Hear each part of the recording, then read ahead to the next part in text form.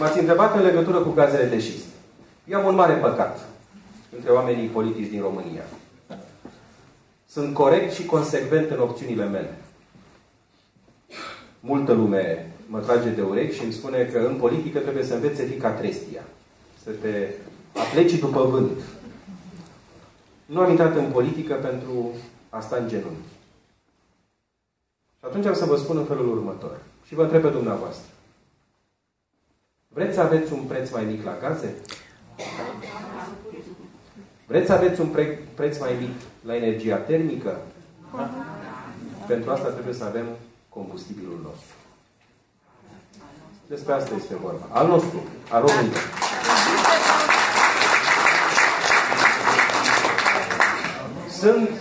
Sunt pentru exploatarea resurselor de hidrocarburi ale României.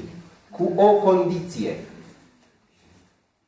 Nimic împotriva mediului.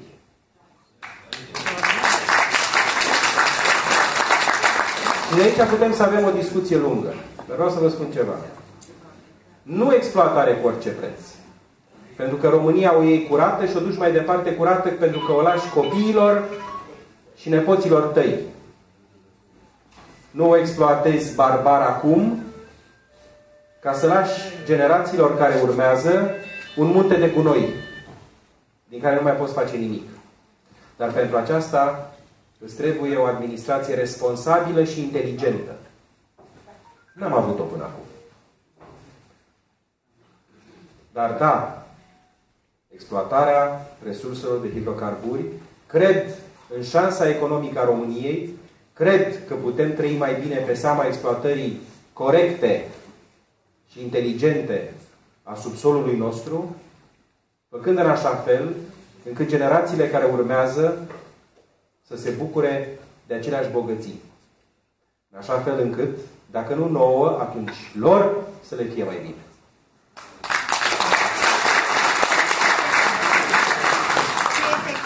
În ceea ce privește...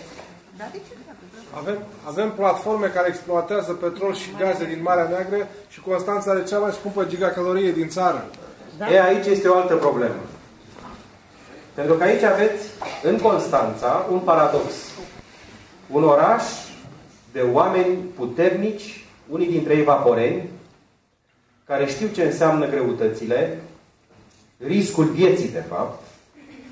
Un oraș în care există nenumărați oameni care și-au câștigat pâinea cum se cuvine, de la profesori la medici, de la lucrătorii bugetari din sistemul bugetar până la muncitorii din fabrică.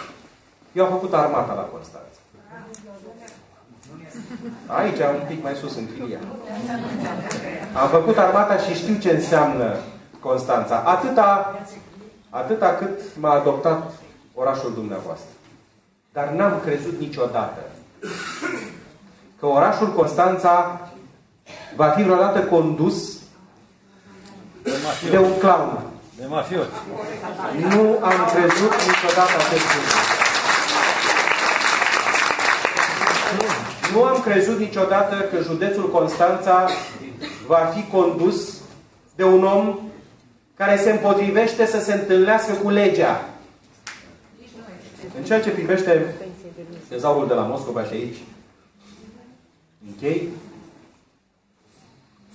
secretar de stat la Ministerul de Externe în 1998, am fost cel care a pus pe picioare, în dialogul bilateral cu partea rusă, după 10 de ani de uitare, acest element de contencios politic, tezaurul.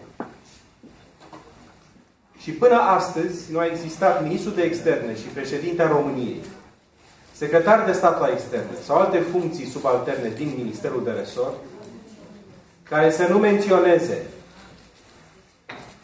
recuperarea tezaurului pierdut la ruși în 1917. Din păcate, vocea și puterea noastră sunt limitate. Până acum, din tezaurul de la ruși s-au întors în 2 ani, în anii 30 și în anii 50, câteva piese. Ce s-a întâmplat cu el mai departe, în subteranele Kremlinului, o vor ști, sper, membrii unei echipe mixte de istorici, echipă mixtă care a luat naștere în 2005, când era ministrul de externe și care este special mandatată să caute urmele tezaurului. Și îmi doresc din răsputeri ca acest lucru să se întâmple la un moment dat. Măcar să știm dacă a fost furat sau dacă există. Dacă a mai rămas ceva din el în urma Revoluției bolșevice sau nu. Este dreptul nostru la memorie.